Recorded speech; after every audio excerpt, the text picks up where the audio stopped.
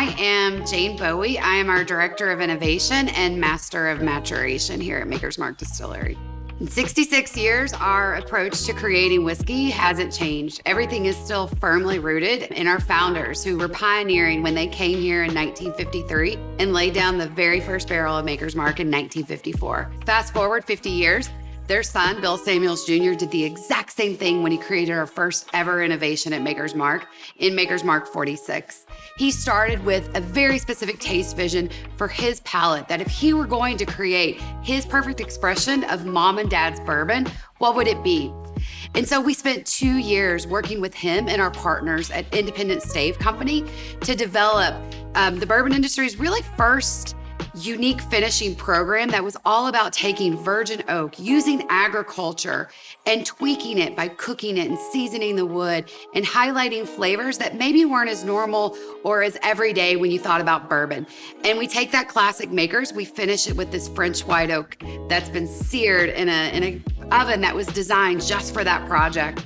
And 9 weeks later, you get Bill Samuels Jr.'s perfect bourbon, which was Maker's Mark 46. And so these staves have really become, for us, the maturation tool of choice on how to get more flavor into the whiskey in a very controlled, very purposeful, very intentional way.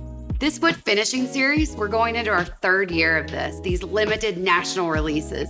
And the whole purpose of these was really to create expressions of Maker's Mark that we're going to celebrate some of the choices that Bill and Margie made and some of the things that we still do here in Loretto every single day that maybe once were traditional, but aren't as commonplace every day now. And they're things that really mean a lot to us and matter a lot to how Maker's Mark is produced.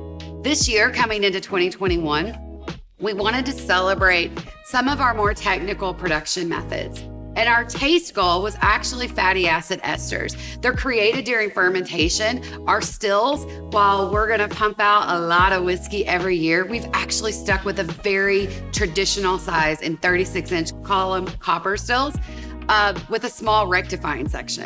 And so what you're gonna find, we want some of those heavier congeners and those fatty acid esters to actually make it over the still. This year, we've decided to actually release 2 whiskeys in honor of our non-chill filtration process and our still design and a lot of these traditional methods. 18 months ago, we sat down as a team, and when we decided to celebrate these unique processes, texture actually came to mind, really even before flavor.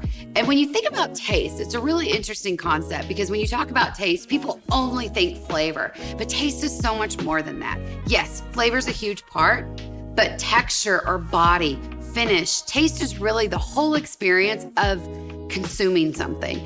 And so with this one, we actually started with a very texture-forward taste vision. And as we started talking about fatty acid esters and what they do to our whiskey in particular, all these tasting notes started to come out.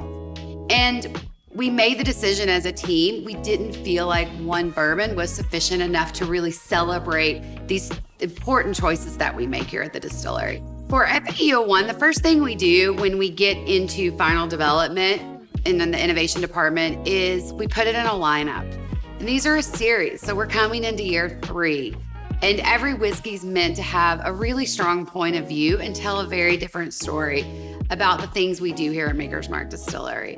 From RC6 with that bright fruit and some of those underlying baking spices to our SE4 PR5 staves that we're gonna give you more of those caramel and vanilla. This one's going to go to a totally different place on the spectrum. Where those were bright, fruity, spicy, heavy, sweet wood sugars, this one's going into darker, deeper, heavier territory where you're actually gonna find darker, dried fruits, unlike you've seen at Maker's Mark. And they're really just hitting you over the head as you start to nose this. Tobacco comes in a really different way. It's not a flavor we think of a lot when we associate with Maker's Mark. All the flavors are there. The biggest thing you're gonna notice is how this finishes versus the last 2 years. It is going to sit and feel full and feel heavy for quite a while. It's quite a long and expressive finish. What you can expect with FAE2 later in the year is the viscosity and the mouthfeel to be everything up front.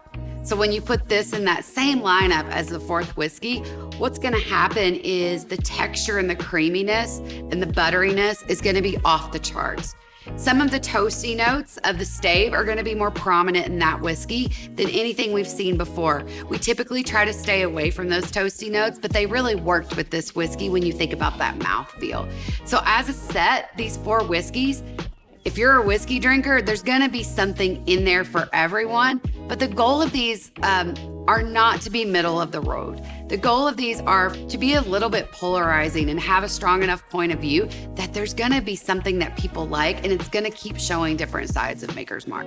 From a personal note, very excited about this one. It's probably hitting my own flavor wheelhouse in a big, big way. And honestly, usually we finish these projects and it's on to the next one, but I can't wait to have a case of this at home and just start drinking it. It is a drinker. And so I hope all of you feel the same way as I do. Cheers.